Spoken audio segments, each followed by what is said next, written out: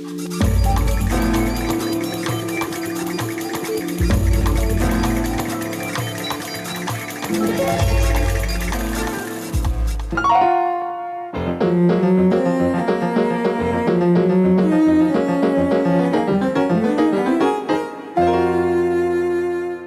programa de hoje, a gente vai conversar com a atriz e escritora Fernanda Torres, nascida no Rio de Janeiro em 1965. Que tal essa coisa de a gente dizer que, além de atriz, é escritora? Como é que você se sente? Como é que você ouve isso? Eu tenho uma certa vergonha desse título, né? Eu procuro não lidar muito com ele, assim. Eu acho que eu sou atriz e uma escritora bissexta, assim. Eu prefiro me ver assim. Mas por quê? Porque a impressão que a gente está tendo é que você está querendo enveredar de verdade pela literatura. Olha, eu nunca achei que eu fosse escrever um livro, era uma coisa relacionada a crônicas, e eu passei um período de 4 anos e meio com Tapas e Beijos, que é um trabalho imenso e que meio tomou o meu lado de atriz assim como um emprego assim. E foi durante esse período que a questão da escrita foi virando o meu lado autoral, assim. Então, agora eu devo voltar a fazer a Casa dos Budas Ditosos. Agora está um período engraçado em que eu não sei... Eu acho que eu vou voltar ao meu processo de atriz, que eu acho que é próximo da escrita. Eu quero voltar a fazer teatro, cinema, e eu não sei como... Mas a escrita, durante esses 4 anos e meio, ela se realizou de uma maneira mais forte na minha vida, porque o lado atriz estava empregado, de certa maneira, encaminhado. E eu não consigo fazer teatro e televisão ao mesmo tempo. Então, ela realmente a escrita ficou bem mais forte e acabou numa coisa que eu jamais achei que eu fosse chegar, que era chegar a escrever um romance. Ele veio quase que por acaso na minha vida e eu mesma, hoje eu falo, não, Nanda, se falam que você é escritora, aceite, porque tem até um romance. Mas eu tenho... Outro dia me perguntaram uma ambição como autora, eu falei como escritora, eu falei não ter ambições. Agora, eu estou me lembrando que a primeira vez que eu percebi que você tinha interesse em escrever foi na época do Redentor, o filme do seu irmão Cláudio Torres, que você era co-roteirista. Eu falei, ué, a Nanda querendo escrever roteiro? Então, quer dizer, você já flerta com essa coisa de escrever há bastante tempo. Eu acho que o Redentor foi o início. Eu fiz o Terra Estrangeira com o Walter Salles e a Daniela Thomas, em que o Walter trouxe o processo de improvisação de teatro para o roteiro. E a Daniela começou a botar a gente para improvisar, para descobrir os diálogos, e eu olhei e falei, olha, não é tão longe. E ao mesmo tempo eu estava casada com o Gerald Thomas e eu via como ele sentava no computador e armazenava as ideias dele, que talvez nunca fossem usadas, mas que talvez algum dia fossem. E eu comecei a armazenar minhas ideias em computador, fiz uma adaptação de um Chekhov, eu comecei comigo mesma, até que veio o Redentor, que foi um conto, curto, que eu escrevi, o Cláudio disse, eu vou fazer um longa, todo mundo Cláudio tentando virar diretor, todo mundo ali na infância da vida, assim, adulta. E aí, durante 6 anos, a gente ficou tentando dar conta daquele... E foi a primeira vez que eu comecei a resolver diálogo. Então, foi bem no Redentor. E aí, depois, esse processo foi ficando cada vez mais forte com o cinema. O cinema trouxe, depois do Walter, assim, todo esse processo de mesa, de teatro, para a feitura de um filme. Então, o Eu, Tu, Eles, do Andrucha, eu ajudei a resolver o final do filme. Eu comecei a me aproximar disso, até que eu fiz a Casa dos Budas Ditosos com o Domingos, e a proximidade... O Domingos tem uma enorme compreensão. Quer dizer, o Domingos Oliveira, diretor, e a Casa dos Budas Ditosos, do João Baldo. Onde era um monólogo e todo o processo de ensaio foi entender aquele livro. E o Domingos é um dramaturgo incrível. Então, todo o nosso ensaio foi o que nós vamos adaptar desse livro. não teve levanta e tenta uma coisa. A gente logo decidiu que era o Spalding Gray, que era uma mesa com microfone. Então a gente se fechou e a intimidade... Você e o Domingos. Eu e o Domingos. E a intimidade com a escrita do Ubaldo, com o ritmo do Ubaldo, fui entendendo um autor assim com muita intimidade, junto com a compreensão dramatúrgica do Domingos. Aquilo deu um pulo na minha escrita. E foi na mesma época que começaram a me chamar para escrever crônicas. Então eu fui ganhando... E por que resolveram te chamar para escrever crônicas? Interessante, parece que fica no ar, né, essa coisa. Foi o Mário Sérgio Conte, que estava na Piauí, e eles queriam escrever uma matéria sobre medo de entrar em cena, porque tinha tido um ator inglês que tinha abandonado. Ele tinha Tem a ver com a sua crônica que está aqui nos 7 anos. A própria. É a própria. E que depois, algumas Stage crônicas fright. eu mal mexi. Elas foram... Mas essa... Hoje, quando eu olho... Na época eu escrevi, eu fiquei orgulhosa. Eu achei que ela estava ótima. Depois eu fui reler... Eram potes de adjetivos inúteis, sabe, redundâncias. Foi a que eu mais mexi agora para poder editar. Mas veio daí, então... E a Piauí eu escrevi algumas crônicas que são longas, né? São... Tipo Quarupi. O Quarupi foi o primeiro texto que eu escrevi para mim mesma. É mesmo, porque ele é longuinho, ele é uma reportagem. Mas ele... Eu achei, por isso que eu achei que era Piauí, porque é uma reportagem tão longa. Porque começaram a me chamar para editar as crônicas. E aí falaram, escreve algo... Seria bom você escrever uma crônica inédita. E aí... E também às vezes falavam, você não quer escrever um livro? E aí eu falei, poxa, eu acho que se eu tenho um assunto é a filmagem do Quarupi. E foi a primeira vez que eu sentei para escrever algo para mim mesma, porque eu sempre respondia a demanda, muito como atriz, assim, você responde a uma demanda. E ela ficou anos na gaveta, até que um dia eu mostrei para o João Salles, porque ia ter a estreia do filme Xingu. E aí o João leu e falou, pô, é ótimo, dá um filme, dá porque é o Noite Americana. Noite Americana do Truffaut. Dá uns dias brasileiros. Não, e é muito engraçado, tem cenas assim inacreditáveis. A gente viveu coisas inacreditáveis e era um paralelo com os personagens do livro, do Quarupi. Era igual a gente naquele lugar, com aquele formigueiro. Sem banheiro, com os índios querendo comer arroz com feijão. E o dia que falaram, vão atacar o acampamento a flechas, você no meio do Xingu. E eu queria... Então esse foi... Iam matar o Roberto Bonfim. Não, Roberto Bonfim não. Não, o Bonfim ia me salvar. O Rui Guerra com o Maír, trancados na FUNAI, com os índios com borduna. Então essa foi... Aí quando eu fui... quando a Piauí topou, eu fiz um painel maior sobre o cinema brasileiro, mas tanto que a gente abre os 7 anos com ela, assim. E é bem mais longa que as outras. A gente sente que ali você foi... Porque foi a primeira vez que eu falei, será que eu tenho fôlego de escrever algo maior e uma coisa sobre algo que eu vivi, assim? Mas esse livro, Os 7 Anos, que saiu em 2014, mas estava pronto... Quer dizer, as crônicas estão prontas desde que você começou a escrever, claro. Na verdade, a minha pretensão... Não, nem pretensão, eu fui chamada, assim, era para editar... A demanda era para editar as crônicas, que era até aí onde ia a minha ambição, né? E a minha ambição também não vai muito além disso. Mas, Nanda, você, no fim...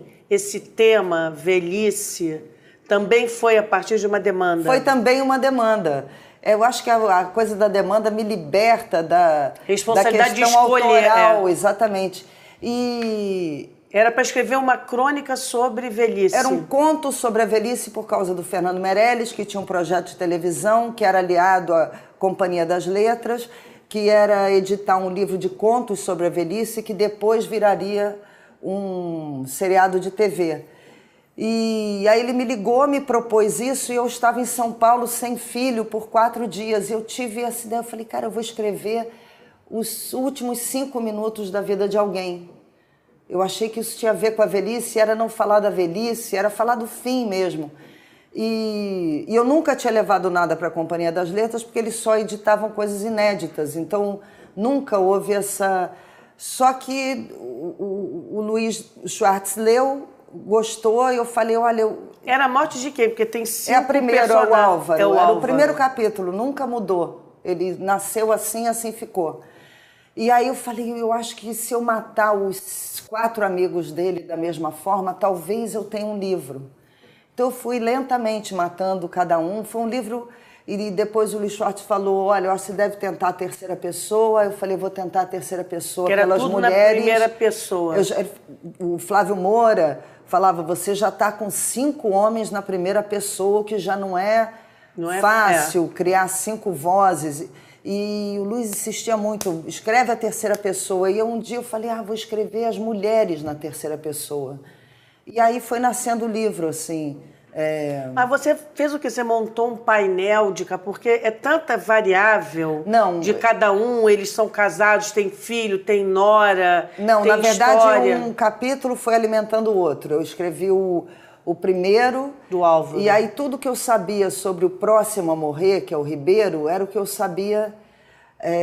Então, com que eu... Quer dizer, próximo não, longevo, né? Porque é o mais longevo, exatamente. Você começou pelos longevos. Aí, quando eu escrevi o Ribeiro, ele não era tão bom, mas eu falei, vamos em frente. Aí escrevi o Silvio, a morte do Silvio, que já era melhor. E aí eu conheci, tudo que eu conhecia do Silvio era o que os outros 2 tinham contado. Então foi um livro meio que foi se alimentando por ele mesmo, assim. Quer dizer, o último que você criou foi o Ciro. Foi o Ciro, que aí ele tinha... E no meio tinham situações fundamentais da vida deles que eu achei que eles deviam voltar à suruba, né? Cada um conta de uma maneira. Cada um conta de um lado. Então isso foi virando... Mas eu não planejei isso. Isso foi vindo, eu fui falando, não... essa suruba cada um tem que contar onde estava naquele dia. E aí é muito interessante, porque uma hora você fala, mas cadê os outros 2? Por que esse aqui não está nessa suruba? Aí você começa a contar por quê. E aí é lindo, porque os personagens começam a se escrever sozinhos, né? Um dia, geralmente na vigília, você deita e fala assim, ele não está lá porque ele queria a mulher do outro. E ele não aguentou ir para aquela... Aí... É incrível, os personagens começam a ter vida. E seu Ribeiro querendo a mulher do Ciro. Do Ciro. Então você começa... Como é que é Tânia? Não, A Ruth. E cada vez que eu dava conta de um personagem... Mas eles são tão maus, né? Quer dizer, é interessante, primeiro, que escrever a primeira pessoa sobre homens velhos... É uma coisa que você... Muito. Isso que eu ia dizer, você está protegida, né? De tudo. É uma máscara maravilhosa, assim. Como atriz, eu tenho esse treino de estar dentro de um personagem.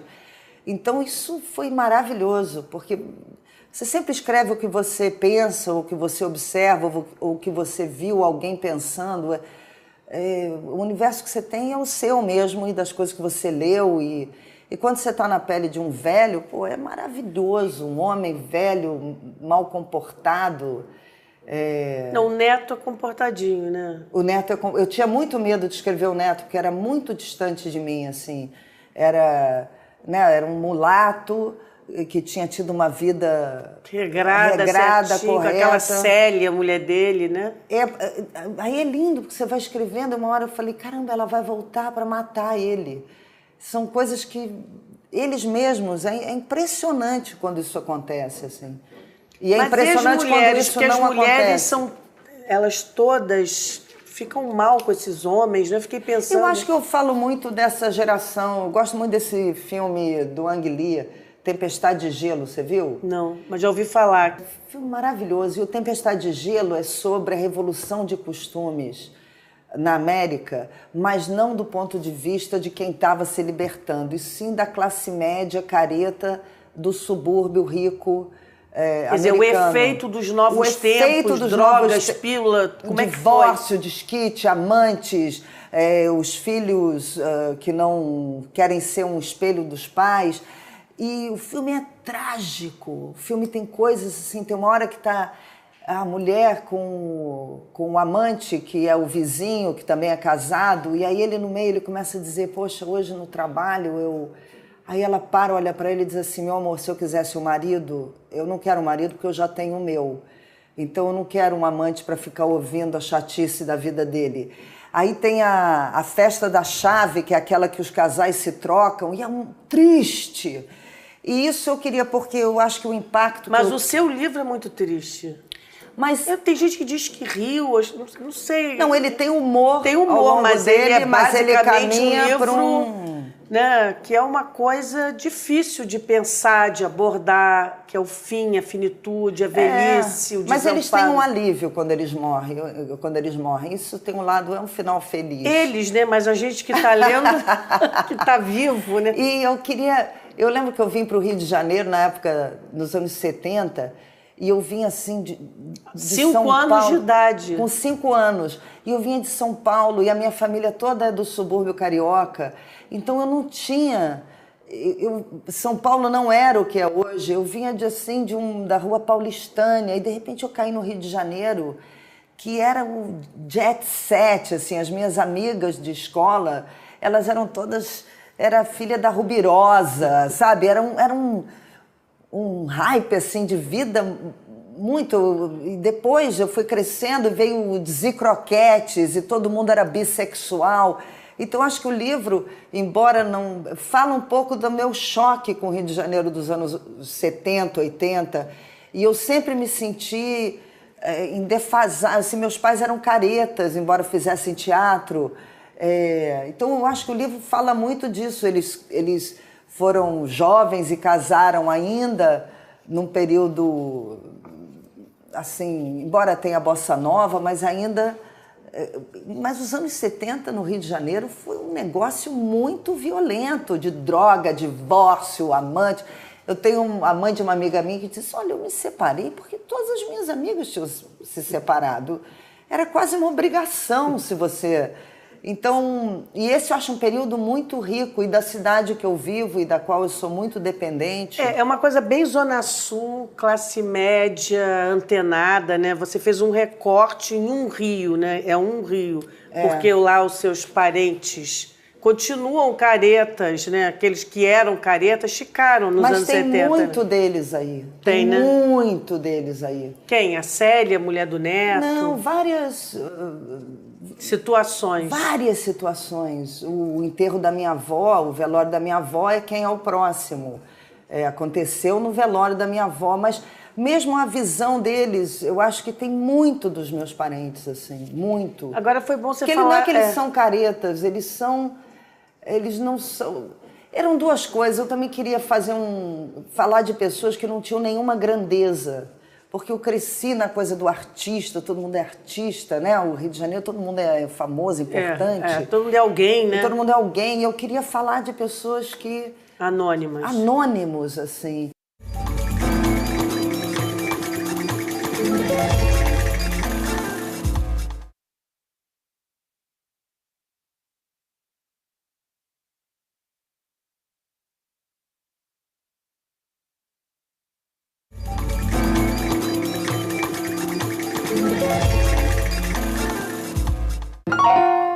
Você está assistindo Algumas Palavras e a nossa entrevistada de hoje é a atriz e escritora Fernanda Torres.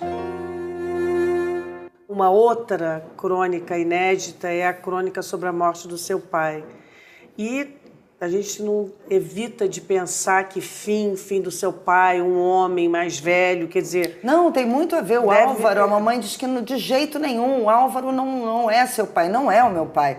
Mas tem muito dele, de um certo pessimismo mineiro, humorado, um certo niilismo mineiro. Tem algo dele ali, E também tem no meu pai pelo fato... Ele foi um cara que sempre teve interesses diversos, que não apenas atuar. Dirigiu, produziu, fez cinema. O meu pai, ele queria fazer coisas, assim. Eu acho que o fato de me dar, assim, o direito de escrever, de tentar outras coisas, vem muito dele. Então, eu acho que tem muito a ver, chama fim. Imagina, o ano que morreu meu pai, nasceu meu filho mais novo. Quer dizer, você está cercada com esses homens. Ah, nem fala. Exatamente, eu só convivo com homens. Quer dizer, não, escrever também desse ponto de vista não chega a ser nada também do outro mundo, né? Eu acho que eu também não sou das mulheres mais femininas que eu conheço. Agora, Nanda, eu estou aqui pensando, né? Você, no seu livro Fim, você dedica a outros homens, né? Que é o Mário Sérgio Conte, o João Baldo, Domingos Oliveira e o Luiz Schwartz. São as pessoas que eu acho que me fizeram escrever, que o contato com o Baldo, a amizade com ele, mudou minha vida. O medo de escrever para ele um e-mail e mais tarde consegui escrever um e-mail longo ao Baldo e ele escrever para mim, você melhorou muito. E às vezes ele respondia com a voz, né? Muita, tenho várias guardadas. Eu não sei guardar aquilo. Guardei todas. Aquela voz de trombone. São histórias incríveis, assim, meios incríveis daquele cara, incrível, aquela cabeça liberta. Mas ele leu o seu livro? Ele leu, eu não sei se ele leu inteiro, Berenice leu inteiro e gostou. Berenice, mulher do João Baldo. Mulher do João Baldo. E ele, antes de morrer, eu estive na casa dele e ele falou... E o Baldo foi um cara que quando eu liguei para ele para saber uma editora, que tinham algumas editoras perguntando de fazer as crônicas, ele falou assim, você escreve crônicas e vai editar? Não faça isso.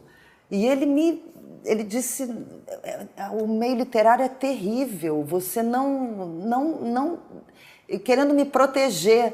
E depois, quando saiu o Fim, ele disse, você é danada. E ele, eu acho que ele leu trechos, e ele falou, é bom, é conciso, os parágrafos secos. E ele disse para mim, insista que você tem talento. Isso para mim... de uma pessoa que tinha medo de escrever bom dia para ele e errar o acento, não botar o pingo no i, botar o pingo no ar. Então o Baldo, e pelo trabalho todo na Casa dos Budas, que me ensinou muito sobre fôlego, ritmo, né, sobre porque eu acho que foi o livro que você mais mergulhou, o texto que você eu mais trabalhei, mais me apropriei, de apropriação. O Domingos... pela mesma razão, porque o que ele me ensinou que era drama dentro daquele livro, o Mário Sérgio, porque foi ele que inventou, foi por causa dele que eu fui escrever uma crônica, e o Luiz, porque foi por causa dele me dizer, tente um livro, e tente um livro antes de editar as crônicas. E o Luiz, o Flávio Moura e o Otávio, Costa... Esse livro eu trabalhei nele como uma atriz, assim. Um ator, você um pouco tem a necessidade de que te digam o que você está fazendo. Então, eu avançava conforme eles diziam, vai, tudo continue, vai em frente. Eu me perderia, quer dizer, eu acho... o ator, ele é menos arrogante, talvez, do que o escritor, né? Porque o escritor não gosta que mexam, que digam muito, mas o ator não, ele é esse o trabalho dele. É assim. É alguém que está vendo, ele não está vendo o que ele está fazendo. E não há nisso nenhuma sensação minha de que eu não escrevi o livro. Claro. Outro dia, essa coisa que você falou do escritor e do ator, eu fui ver aquele Birdman, no filme, uma hora vem a atriz e ela fala assim, por que eu... agora nessa idade ainda sou uma criancinha, por que eu não tenho autoestima? E vira outra e diz assim, querida, você é uma atriz. E o ator, ele tem isso sempre, os grandes diretores querem quebrar a espinha do ator para que ele venha com algo novo.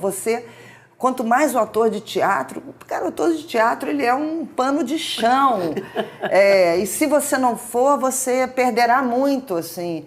A questão é uma profissão vaidosa, mas ao mesmo tempo é uma profissão de perda de vaidade. Então, E você não está vendo nada assim de tão violento no meio literário por enquanto, tá? O que o João Baldo te falou, você não... O Vinícius Torres Freire escreveu na Folha, ele falou, eu não sei como ela resolveu escrever esse livro, como é que é a inocência do incauto. E eu acho que é totalmente isso, assim. O fato de ser um lugar que eu que eu não sei. Ou talvez você esteja entrando nesse lugar de uma outra maneira, né? Que a violência dos colegas não esteja despertada. Pode ser também. Mas também existe muita violência no meio artístico, ou em qualquer meio. Existe coisa mais arrogante ou vaidosa do que os médicos. Eu não conheço, então isso é humano. Ao mesmo tempo, eu acho que eu tenho humildade suficiente para... Eu acho um milagre eu ter escrito O Fim. E também chego ao fim dele sem achar de maneira nenhuma que eu aprendi a escrever um livro, que agora eu sei. Pelo contrário, a minha profissão de atriz me ensinou que é Sísifo, você volta ao zero. Você precisa de novo se encher de... esse livro é resultado de muitos anos, de coisas... Eu levei 48 anos para escrever esse livro. Então... Eu não sei se jamais me virá outro assunto. Depende da demanda, quem sabe? Vem uma demanda aí, porque pelo visto você responde bem a demanda. Pois você te dá uma demanda mas desse tamaninho, você vai... Então essa coisa de sentar e dizer, hoje eu escrevo, isso não existe. Aí você abre o livro do Tese e você fala, caramba, esse é um cara que passou a vida lidando com isso. Ele vai dizendo a quantidade de livros que ele teve negados por editoras. É incrível, e aí chega naquela escrita tão nada além, nada quem, é impressionante, assim. Bom, Nanda, queria te agradecer demais a conversa, foi um estouro, brigadíssimo. Aqui na sua casa, com essa luz, esses livros, essa vista, impressionante. Pois é. Valeu, Nanda. Obrigadíssima, vamos a isso.